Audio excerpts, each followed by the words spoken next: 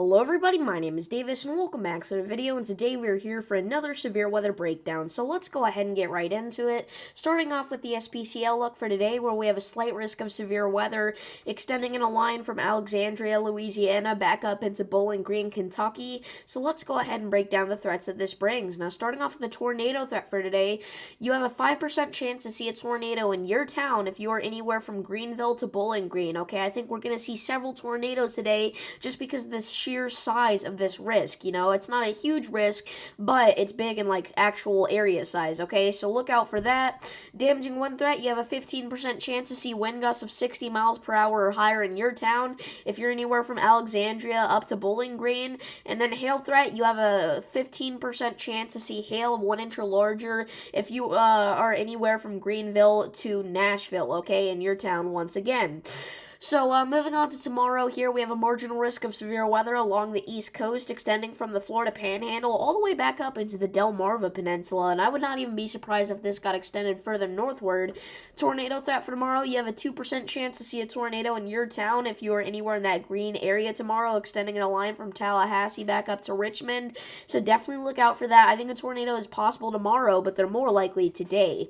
Damaging wind threat, okay, you have a 5% chance to see wind gusts of 60 miles per hour or higher in your town if you're anywhere from Tallahassee back into Baltimore tomorrow, so look out for that. And then hail threat, we do not have a hail threat for tomorrow. So let's go ahead and move on to what the forecast models are showing for this storm and what they're showing next after this, right? Okay, so right now we've got a lot of rain and thunderstorm activity across portions of the Ohio Valley, the Tennessee Valley, the Midwest, even the upper Midwest, and then we've got some snow in the upper western Midwest, some snow in Colorado, okay? So we go ahead and play this radar loop out into noon today. We got a lot of rain falling across the eastern United States.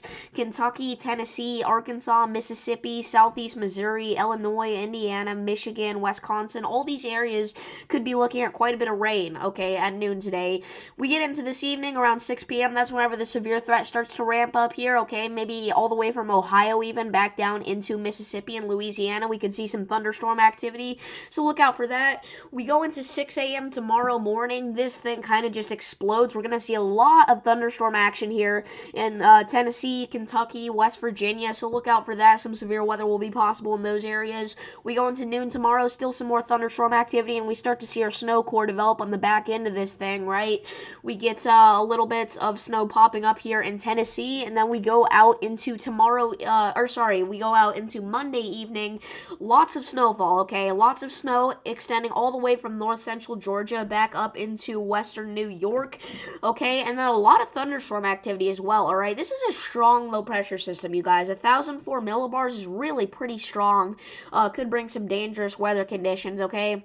We go into midnight in between Monday and Tuesday. This snowstorm aspect of this storm really starts to ramp up here, right? We get heavy snowfall, maybe even some areas seeing some snow squalls all the way from Vermont here back down into Georgia. So look out for that. And then thunderstorm activity. I mean, the East Coast is going to be getting destroyed by this stuff, okay? Severe storms possible.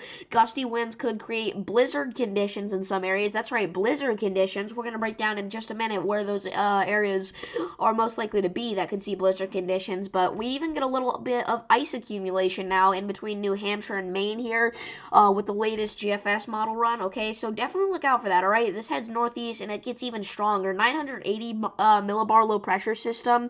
I mean, Maine is going to honestly get the worst impacts out of this storm, in my opinion. You're going to get extremely heavy snowfall, right? Snow squalls, possibly blizzards, ice, thunderstorms, intense thunderstorms, maybe even severe thunderstorms, okay? It's going to be a mess up there, all right? Then it heads into Canada, and we don't have to deal with it anymore, luckily. But it's not too long after that, we already start to see signs of our next storm forming in between Texas and Oklahoma. Around Wednesday and Thursday, we could get some thunderstorm activity there, maybe some severe weather, but it's more likely that we're going to get another blizzard thunderstorm mix. Well, not necessarily blizzard, but winter storm thunderstorm mix, as a lot of snow pops up on the western side of this thing in New Mexico, okay? And then after we're done with that, guess what? Not done yet. More severe weather in the Gulf of Mexico heading towards Florida. Okay, we're in a time of year where we get severe weather a lot, and people forget that late fall, early winter, that's a severe weather season on its own right there, okay? And then we get more severe weather heading into the northeast, some crazy snowstorm, thunderstorm mix here, similar to what we have right now happening, or we're likely going to be happening tomorrow anyway. So it's going to be another, like, nor'easter system almost, okay? But it's not going to be quite as snowy, it's going to be more of the thunderstorm activity, okay? And then after that, all right, maybe we get a little bit of break from from severe weather. I can't speak, but we get a break from severe weather, okay? But it's not too long after that. We get into like Christmas Eve, Christmas time. We get a mess of ice here: North Carolina, Virginia, West Virginia, Ohio, Indiana. Okay, and this is on Christmas Eve, right? So, I mean, hopefully you're staying inside with your family on Christmas Eve if you're anywhere in that area, because that's a pretty big core of ice there when anybody getting hurt. So prepare for that.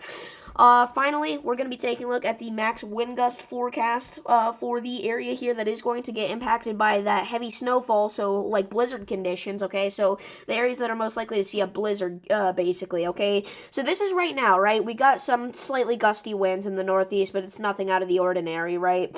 But we go into tomorrow at noon. Things really start to pick up here, okay? So we got some pretty gusty winds here just off the coast of NYC, okay? Maybe upwards of 30 miles per hour in some spots, so definitely look out for that. But we go into like tomorrow evening, okay, that's when it really starts to pick up. Just off the coast of New York, could be looking at 35 miles per hour. Delmarva, okay, just off the coast, could be looking at 35 miles per hour, right?